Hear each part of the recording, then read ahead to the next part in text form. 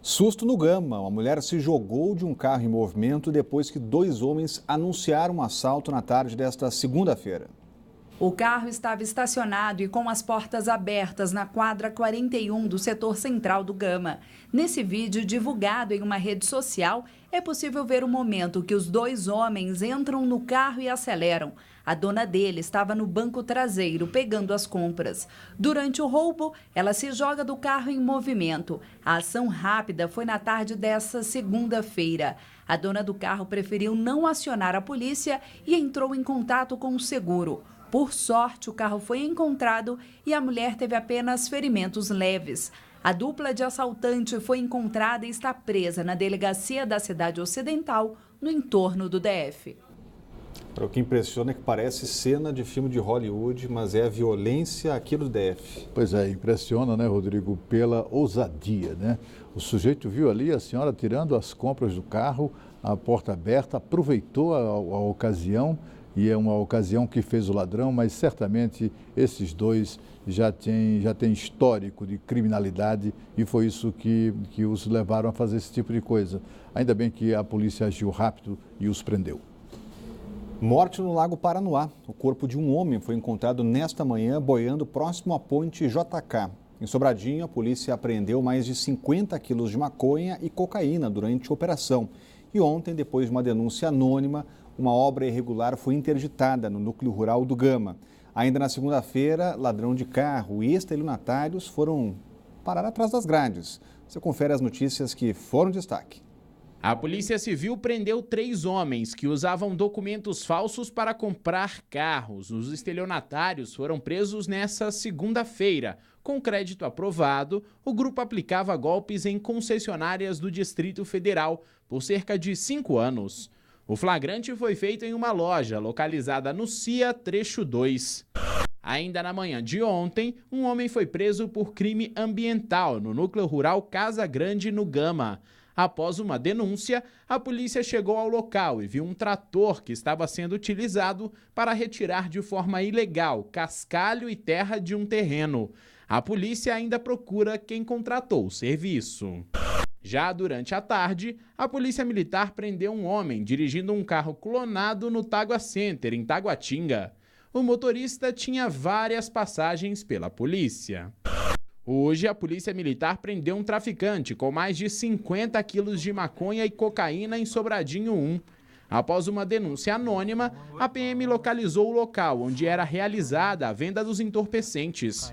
Além das drogas, foram encontradas balanças de precisão, uma arma e munições. Ainda nessa terça-feira, o corpo de um homem foi encontrado boiando próximo à ponte JK. Os bombeiros disseram que o corpo aparenta ter 40 anos e estava sem documentos. A perícia esteve no local. A delegacia da Asa Sul investiga o caso. O ministro do Supremo Tribunal Federal, Gilmar Mendes, é alvo de um pedido de afastamento no caso envolvendo o empresário Eike Batista. Voltamos a falar ao vivo com a Renata Dourado. Quem faz o pedido é a Procuradoria-Geral da República, né, Renata? É isso mesmo. O pedido é do Procurador-Geral da República, Rodrigo, que alega que a mulher de Gilmar Mendes, a advogada, trabalha no mesmo escritório de advocacia que defende os interesses de Eike Batista. O pedido foi enviado ao Supremo Tribunal Federal, então vai caber aí aos outros ministros analisarem, o que vai causar uma situação, no mínimo, desconfortável, né, aos demais ministros, exatamente por conta disso. Então, alega aí que tem alguns interesses pessoais. O procurador também pede que todos os atos do ministro Gilmar referentes ao caso Eike Batista sejam anulados. A gente lembra que Gilmar Mendes mandou soltar Eike Batista sob o pagamento de fiança de 52 milhões de reais.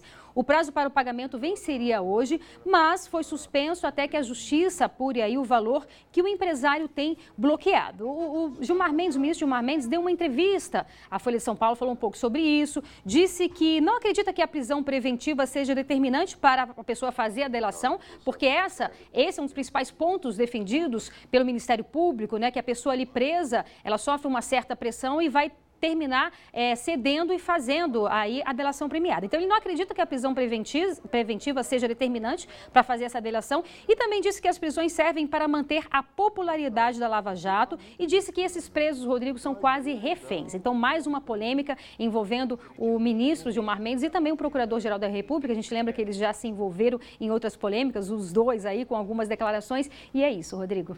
Obrigado, Renata. Acompanhando este caso, Cláudio Humberto, decisão nas mãos dos ministros do Supremo.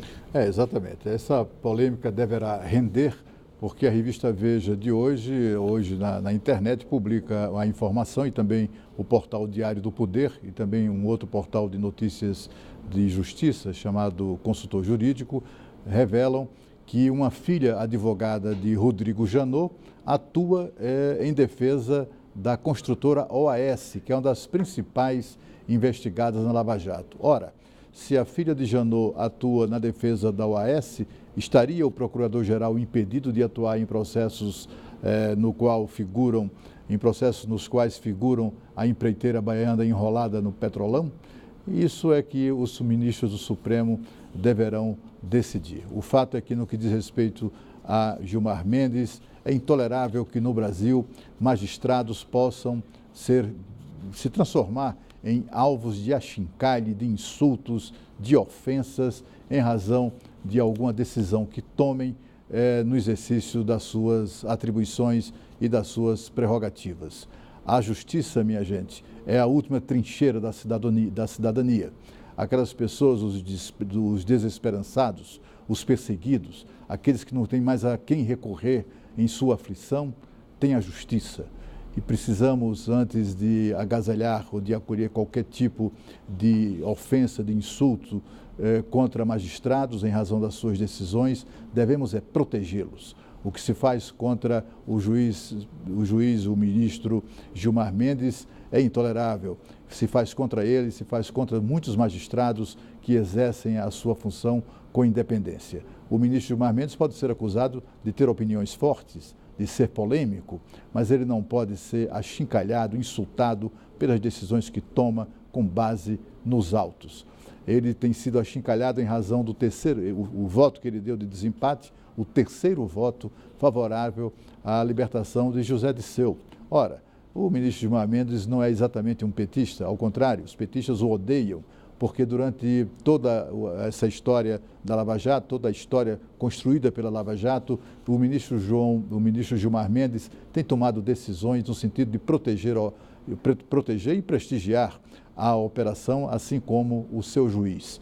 E aí juntou-se agora aqueles petistas que têm ressentimentos em relação, juntaram-se os petistas que têm ressentimentos com relação a Gilmar Mendes, porque, por exemplo, Gilmar Mendes foi quem impediu a posse de Lula, naquela armação para livrar o Lula, para proteger, blindar o Lula do Sérgio Moro, de tomar posse como ministro de Dilma, e juntaram-se agora também aqueles que são adversários do PT, que criticam o Gilmar Mendes porque tomou uma decisão que eventualmente possa beneficiar, ainda que temporariamente apenas, acusados petistas.